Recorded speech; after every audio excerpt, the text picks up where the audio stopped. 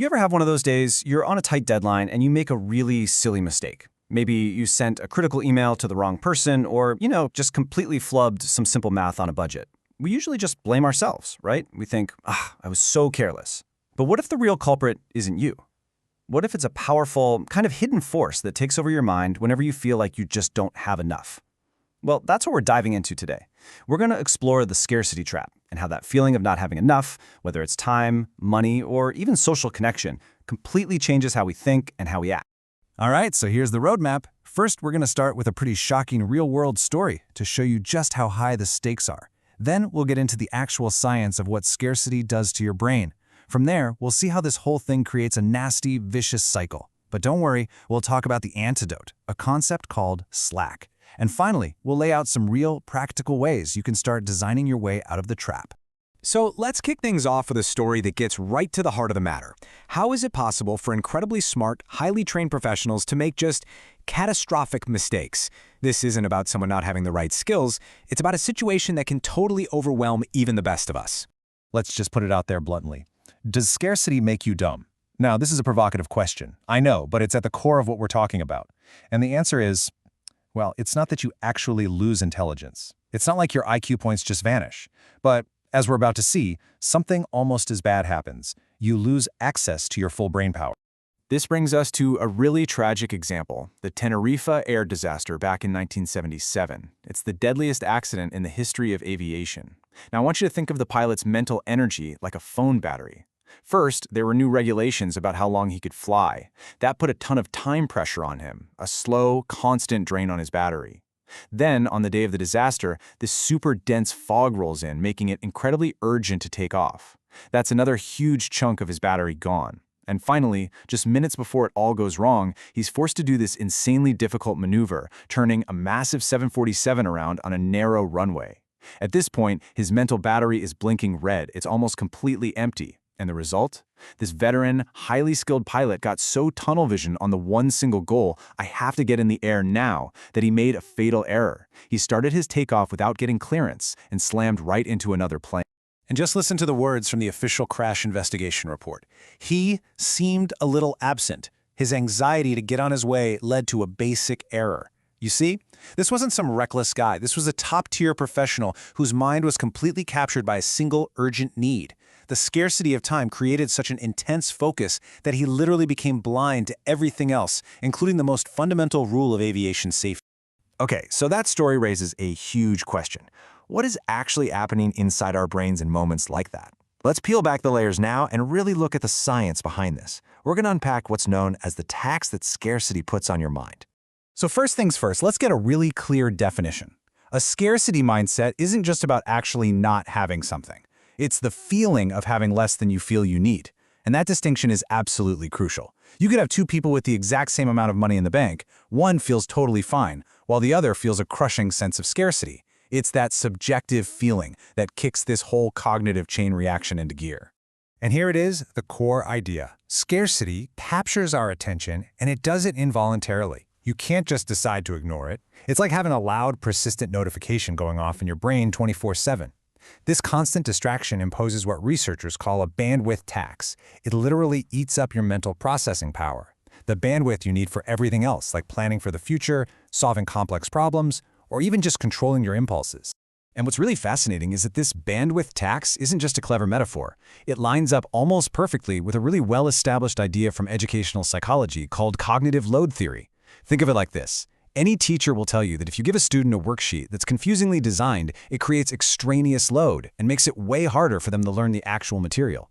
Well, scarcity is like the ultimate extraneous load. It's a massive distraction that comes from inside our own heads, making everything else we're trying to do that much harder. Okay, so our mental bandwidth is being taxed. Big deal, right? Well, it is a big deal, because the problem doesn't stop there. This tax creates all these ripple effects that can turn scarcity from just a bad day into a self-perpetuating trap. Let's look at how scarcity actually creates more scarcity. This intense focus on what we lack right now has a name. It's called tunneling. It's like you're looking at the world through a long, narrow tube. You can see the one thing you need right in front of you with crystal clear focus, but you're completely blind to everything else happening in your peripheral vision. A classic, tragic example is a high-interest payday loan. For someone tunneling on the immediate problem of, I need cash today, It seems like a brilliant solution, but it completely ignores the long-term disaster of those crazy interest rates, which just digs a much deeper financial hole for later. And the impact of this tunneling can be just profound. Check out this data from a study by the Becker-Friedman Institute. They found that parents who were feeling the strain of both money problems and a lack of social support were a staggering 63% more likely to miss important information from their child's school. Now, it's not because they don't care about their kids, of course they do. It's because their mental bandwidth is completely maxed out just trying to deal with more immediate fire. And get this, the ripple effects even change how we treat other people. This is one of the most surprising parts. Research shows that being in a scarcity mindset can actually make us less empathetic, less willing to help others. And again, it's not because we suddenly become bad people. It's just that when you're in survival mode, just trying to keep your own head above water, you simply don't have the leftover mental energy to worry about anyone else's problems. Okay, I know we've painted a pretty grim picture so far of this scarcity trap, but here's the good news. There is a way out. And the antidote to scarcity is a powerful and often really misunderstood concept called slack. Let's talk about why having a buffer isn't a sign of waste, it's actually a sign of wisdom. Probably the best way to wrap your head around slack is with the suitcase analogy. Imagine you're packing for a long trip, but all you have is a tiny little carry-on suitcase. Every single item you pack requires this agonizing trade-off. Should I bring the raincoat or the extra pair of shoes? There is zero room for error. Now, picture packing for that same trip with a great big suitcase. You can pack all the essentials, plus the raincoat and the extra shoes, just in case. That extra space, that's slack. It gets rid of all those draining little decisions and makes the whole process way easier. So often in our culture, especially in business, we're taught that efficiency is king and that any kind of slack is just laziness or waste. We have to flip that idea completely on its head.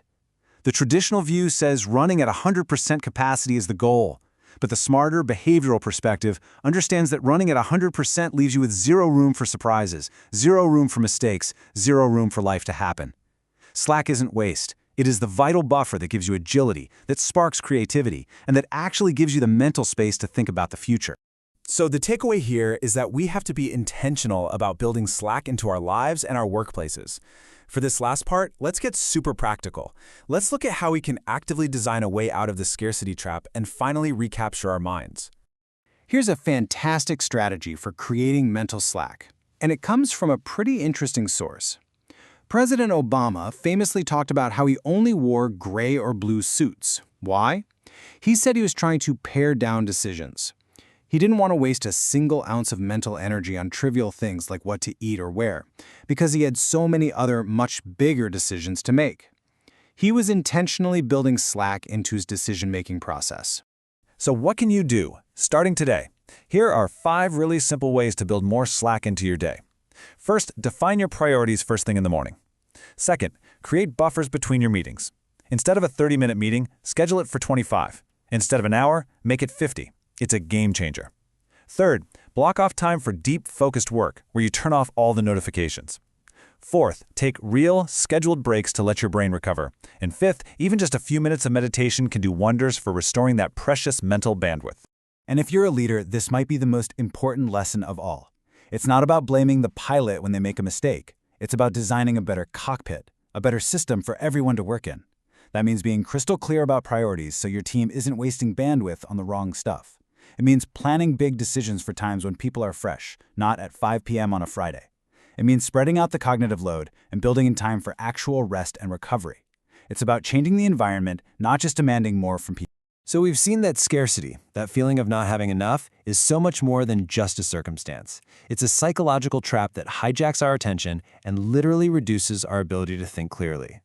But by understanding how it works, by recognizing the bandwidth tax and the dangers of tunneling, and by consciously building slack into our days and our systems, we can break free. The evidence is clear. Scarcity captures our minds. So the only question left for you is, how will you recapture yours?